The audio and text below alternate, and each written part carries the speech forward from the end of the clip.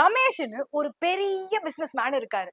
சில பேருக்கு நல்லா இருந்தா தான் பிடிக்காதே. சோ என்ன பண்றாங்க அப்படின்னா, ரமேஷோட பிசினஸ கெடுக்கணும், அவரோட பேர கெடுக்கணும் அப்படின்னு அவர் மேல ஒரு ஃபால்ஸ் சீட்டிங் கேஸ் போடுறாங்க. நல்லா பார்த்துக்கோங்க. சீட்டிங் அப்படின்னும்போது 420 ஐபிசி 318 பிஎன்எஸ் அட்ராக்ட் ஆகும். இது ரெண்டுமே பார்த்தீங்கன்னா நான் பெயிலபிள் ஆஃபென்ஸ். சோ அரெஸ்ட் பண்ணாங்க அப்படின்னா நம்ம ஸ்டேஷன்ல போயும் ஸ்டேஷன் பெயில் கேட்க முடியாது. அதே மாதிரி இத வந்து as a matter of right பெயில வந்து நம்ம போயிட்டு கோர்ட்லயும் கேட்க முடியாது. சோ அரெஸ்ட் பண்ணிட்டாங்க அப்படின்னா பெயில் கிடைக்கிறது கொஞ்சம் கஷ்டமாக இருக்கும். அரெஸ்ட் பண்ண மாத்திரத்திலே இவங்களோட ரெப்புடேஷனும் ஸ்பாயில் ஆயிடும், பிசினஸும் கெட்டுரும்.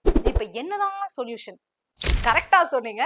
AB anticipatory bail under section 438 CrPC 482 பிஎன்டபிள்எஸ்ல இத ஃபைல் பண்ணலாம். செஷன்ஸ் கோர்ட்லயும் ஃபைல் பண்ணலாம், ஹை கோர்ட்லயும் ஃபைல் பண்ணலாம். இது உங்களுக்கு நல்லா தெரியும். ஆனா இம்பார்ட்டன்ட் நோட் என்னன்னா, வெறும் நான் பெயிலபிள் கேசஸ்க்கு மட்டும் தான் இத ஃபைல் பண்ண முடியும். ஏன்னா பெயிலபிள் கேசஸ்னா நம்ம ஸ்டேஷன் பெயிலும் வாங்கிக்கலாம், as a matter of right நம்ம பெயில் கோர்ட்லயுமே வாங்கிக்கலாம்.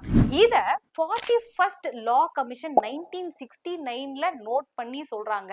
என்னன்னா ஃபால்ஸ் ஹராஸ்மெண்ட், ஃபால்ஸ் அரெஸ்ட்க்கு சேஃப்கார்டா தான் இந்த ஏபி கொண்டு வரணும் அப்படின்றதையும் சொல்றாங்க.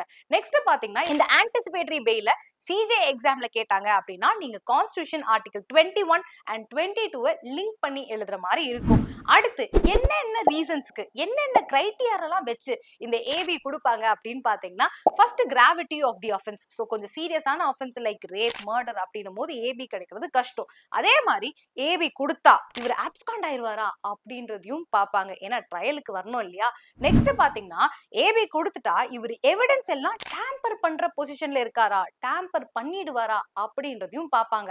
அடுத்து ஓவர் திங்கிங் அப்படின்ற ஒரு விஷயம். ஐயோ பாகிஸ்தானுக்கும் இந்தியாவுக்கும் சண்டை நடக்குது, நம்ம மேல குண்டு போட்டுருவாங்களா அப்படின்னு நிறைய பேர் நம்ம பயந்துட்டு இருந்திருப்போம்.